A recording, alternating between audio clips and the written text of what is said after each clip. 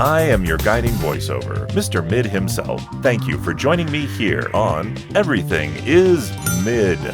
Our first season is perfect for aspiring storytellers, curious outsiders, and/or fans of FNAF who liked, loved, or hated the official Blumhouse launch of the Five Nights at Freddy's Cinematic Universe. Episode 4, Miserable Mike and Abnormal Abby.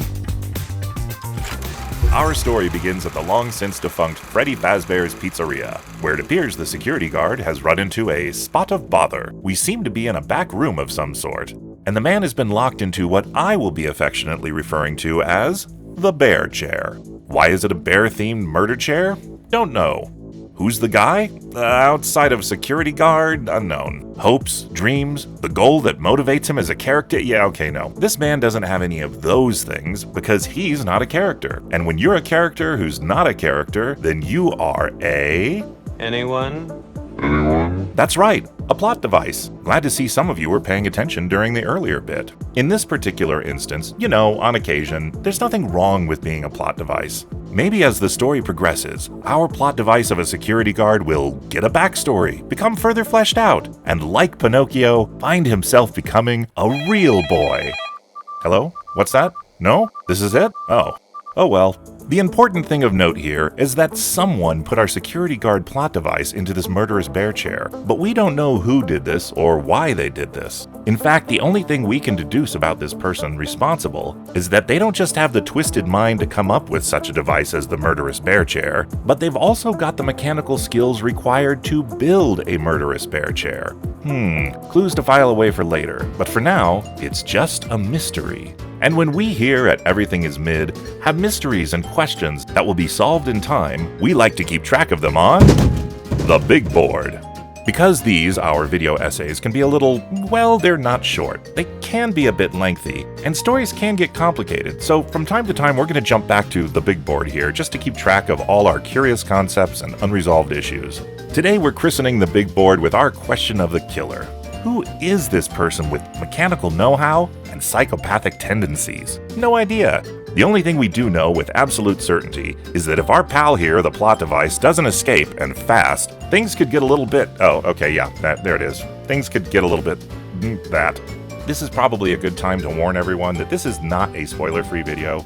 In fact, it's a spoiler-full video, chock full of spoilers. At any rate, this has been a creepy and evocative start, and just the kind of thing we like to see in a horror movie. Go ahead, just grab us right out of the gate and let us know what we're in for. Good on you, movie. Very on genre.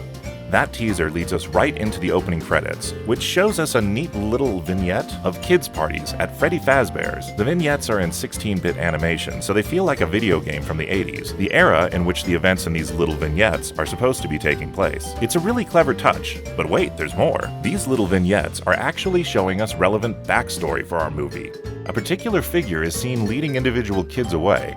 Over the course of the credits, we see a purple man, presumably shadowed in silhouette, putting on what I am to understand is the Golden Bonnie outfit. The costumed man takes away each kid one at a time. We will come to understand how these 5 abducted children are actually very relevant to the unfolding of our cinematic tale. If you're a savvy Freddy fan, then you already know exactly what we're seeing here. If you're new to the Freddyverse, is that a thing? You're getting the general idea, but either way, I have to say it's a clever visual gimmick for conveying exposition. And coming off of that adrenaline-pumping bear chair teaser, I for one am on board. With the teaser and credits exposition out of the way, we get right to the business of meeting our protagonist. Interwebs, I'd like you to meet Mike. Mike here is our 31-year-old protagonist. Mike has issues, as any good protagonist should. Issues mean there's something for our protagonist to overcome, and watching a protagonist stop saying that! And watching a hero struggle to ultimately overcome obstacles is good entertainment. It makes for a more engaging story. It gives us a reason to invest in our hero, makes us want to cheer him on. I don't know about you, but I get the feeling this Mike fellow is just the kind of protagonist I'll want to root for, or for which I will want to root. First, we need to learn a little bit more about Mike before we can start rooting for him. Let's see, not a lot to go on here out of the gate. He's got a dream theory book on his nightstand. That's surely going to come into play. Ooh, and what's this? The Nebraska Woods, the place of Mike's dreams. Double meaning soon to be revealed. Ooh, look at Mike go. He gets up, he works out, he looks like a determined kind of guy. See? I told you we could root for this Mike guy. Although he is a bit sloppy, he could use a shave. Well, that just means he's not too perfect, which means he's more relatable. He's just a regular guy like you and me. Oh, a regular guy with a daughter. Oh wait, excuse me, this just in. This 8-year-old girl named Abby is not Mike's daughter. She's his little sister. Okay, wow. Yeah, I can't imagine any of you saw Abby here and didn't at first assume Mike was her father.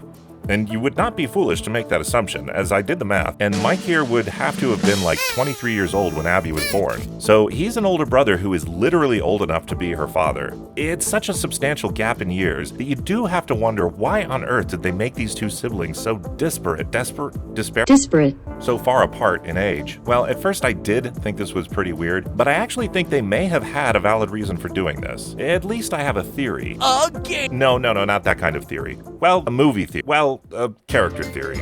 Let's just put it on the big board and move along. See how that works? Kinda handy. For now, we see Abby prefers to sleep in a blanket fort rather than her own bed.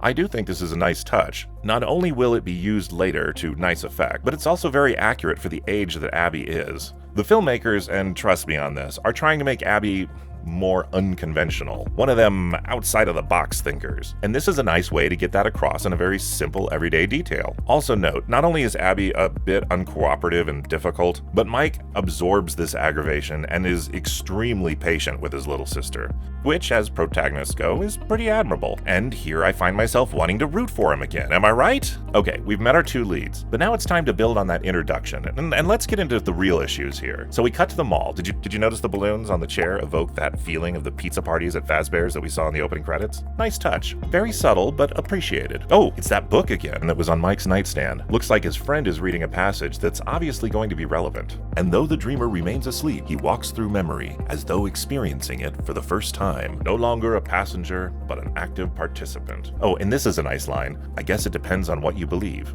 Oh, and look. Something's happening. That kid looks lost, but that adult is leading him away, kinda like that purple guy from the credits. What's going on here? Well, I guess that depends on what you believe. And I think I know what Mike believes. Mike believes that he needs to rescue that kid. I don't know about you, but I'm rooting for Mike. If he thinks this kid's in trouble, then Mike is probably onto something. And he's gonna make sure that, okay, slow down there, officer. Oh, no, yeah, Mike. I'm trying to root for you, man. What the hell are you doing? See, this is what I was talking about. Issues. Mike here clearly has issues. Fortunately, Mike here is getting a career counselor to look out for him, and he clearly needs it. But I like this bit right here. The counselor wants to know who Mike is, and he says, yeah, see, look at that pause. It's like he read Mike's last name and he recognized it. He knows who Mike is. Well, if he's been his career counselor longer than this one visit, he should know who Mike is. But that's fine. Let's just say this is their first meeting, and the counselor here recognizes Mike's name from, oh, I don't know, maybe a news story? I wonder what that news story could be. Anyway, the counselor offers Mike a crappy job, but even though Mike desperately needs it, Mike can't take it because Mike can't work nights. Interesting. I wonder why. Seems like this Mike fellow has layers we've yet to unravel. Issues to be resolved. Speaking of which, look at this dumpy house. And he's behind on rent too? That means he wasn't caught up on his rent even when he did have a job. Oh, Mike, you're so screwed. But what an underdog you are. It's hard to not rally behind an underdog, am I right? Okay, so this one on the couch, that's Max. We'll be talking about her soon enough, but for now, she's a plot device, or character, maybe? I don't know. She's apparently a friend who babysits for free. Well, on credit. But aside from appearing even more slovenly than Mike, Max here, for the moment, appears to be a supportive friend. I do want to point out this line of dialogue here where she says, I wish someone would buy me a ring, because this is either an aspect of her character that we will be developing as we move forward, or it's just a throwaway line. I guess we'll find out, but until then, let's go ahead and put her on. Yeah.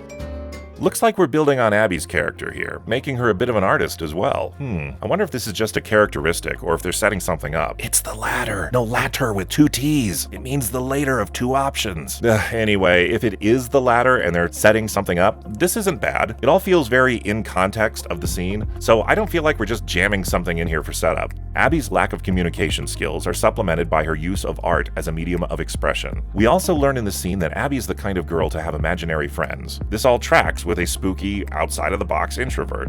And here she is, still being uncooperative, this time refusing to eat. The two get into it over Abby's imaginary friends, and Mike says, at least I'm real. Okay, so there's some tension over the fact that Abby tends to live in a fantasy world. Not coincidentally, that would appear to be a trait that runs in the family. Hey, Mike? You see, it turns out that Abby's brother is a bit preoccupied as well, and as we wrap up our first day in the life of Mike, we now come to the first night in the life of Mike. Here, for the first time, we bear witness to Mike's evening ritual. You see, apparently the reason Mike can't work nights is because he has reserved the moonlit hours for what I presume are rituals in lucid dreaming. Lucid dreams are when you know that you're dreaming while you're asleep. Have you ever had that? I've had it a couple of times. It's kind of trippy. You're aware that the events surrounding you aren't really happening, but the dream feels so vivid that it still feels real. You may even be able to control what's happening, as if you're directing a movie in your sleep. Apparently, there are studies suggesting that about half of all people may have had at least one lucid dream in their lives. But they probably don't happen often, usually only a handful of times per year.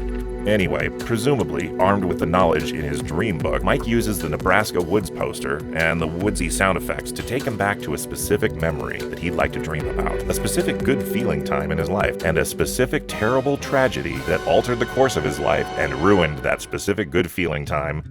Here we see Mike with his family in an idyllic memory. This was the last time in his life, well over a decade ago, when all was well in Mike's universe. He had a loving mother, a loving father, and a sweet, innocent younger brother named Garrett. Note the plane that captures Garrett's childhood innocence. That detail will be relevant later. The spilling of the soda is a bad omen, marking the moment when everything went off the rails, the moment just before Garrett was abducted. We see Garrett with his plane, that will still be relevant later, being taken away. Mike runs, but he can't catch the car. After all, he is just a child. Mike wakes up from his terrible dream to be reminded that he's still living in the nightmare. The nightmare that is the aftermath of innocence lost. Mom, Dad, Garrett, and Mike, a happy family that is all but a distant memory.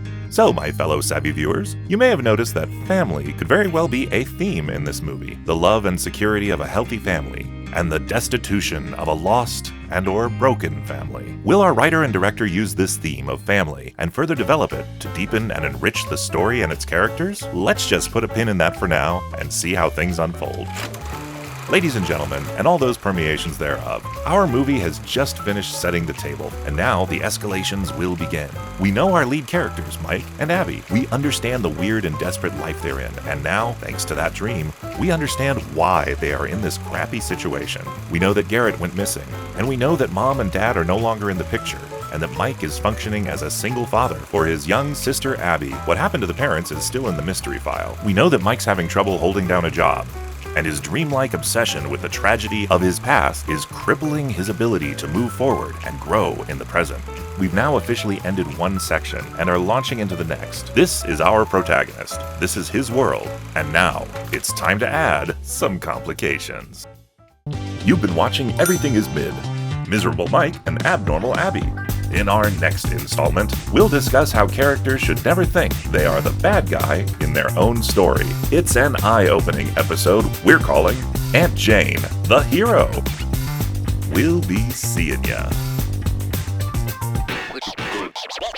You've been watching our epic Five Nights at Freddy's movie review. You made it this far, so why not hit the like button down there? Or better yet, stop by the channel and get caught up on our other episodes. I'm sure there's some good stuff there you'd enjoy, right? I don't know. Anyway, if you were entertained or even infuriated by what you saw, let us know in the comments. And thank you for being one of the exceptional viewers in a world where everything is mid.